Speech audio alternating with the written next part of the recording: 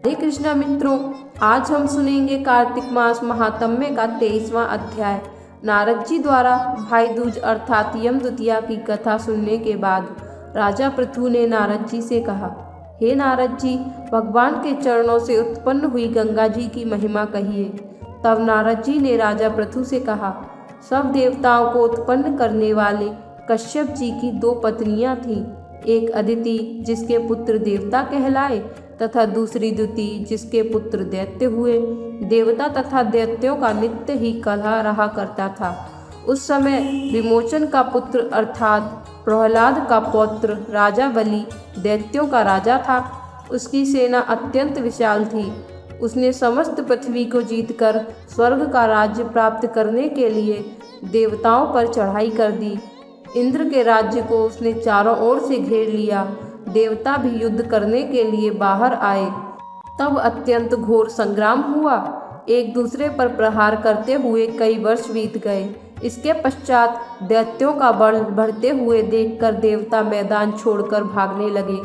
तत्पश्चात दैत्यों ने सारे स्वर्ग पर अपना अधिकार जमा लिया। बलि स्वयं इंद्र के आसन पर बैठने लगा। साथ ही देवताओं के समस्त कार्य अपने राक्षसों के अधीन कर दिए। यज्ञ की बलि भी आप ही लेने लगा। तब अदिति अपने पुत्रों को दुखी देखकर बहुत चिंतित हुई। फिर वह अपना स्थान छोड़कर देवताओं की जय तथा दैत्यों की पराजय के निमित्त भगवान की तपस्या करने के लिए हिमवान पर्वत पर चली गई। वहाँ कुछ समय फलाहार खाकर कुछ काल सूखे पत्ते और कुछ काल तक पवन का ही आहार करती रही। फिर पैर के अग्रभाग से खड़ी होकर भगवान की तपस्या करने लगी। इस प्रकार 1000 वर्ष तक तपस्या की। मायावी राक्षस अदिति की घोर तपस्या से चिंतित होकर राक्षसी माया से देवताओं का रूप धारण कर अदिति के पास जाकर कहने लगे, हे माता, तुम हमारे लिए इतना घोर तप क्यों कर रही हो? आत्मघात करना सब शास्त्रों में पाप बताया गया है। अतएव आप तप छोड़कर अपने नेत्रों को सुखी कीजिए। परंतु यह सुनकर भी अदिति समाधि से चलायमान न हुई। तब उन्होंने अदिति को मार डालने का निश्चय किया।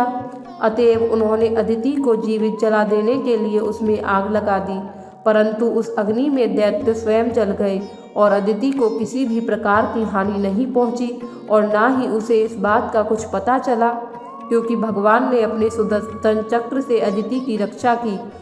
मित्रों, 23वां अध्याय यहीं समाप्त होता है। अगले वीडियो में हम सुनेंगे कार्तिक मास महात्म्य कथा का 24वां अध्याय। मित्रों, अगर आपको वीडियो पसंद आया हो तो लाइक ज़रूर करिएगा और शेयर करना मत भूलिएगा। ऐसी ही कथाएं रोज़ सुनने के लिए हमारे चैनल को सब्सक्राइब भी कर लेना।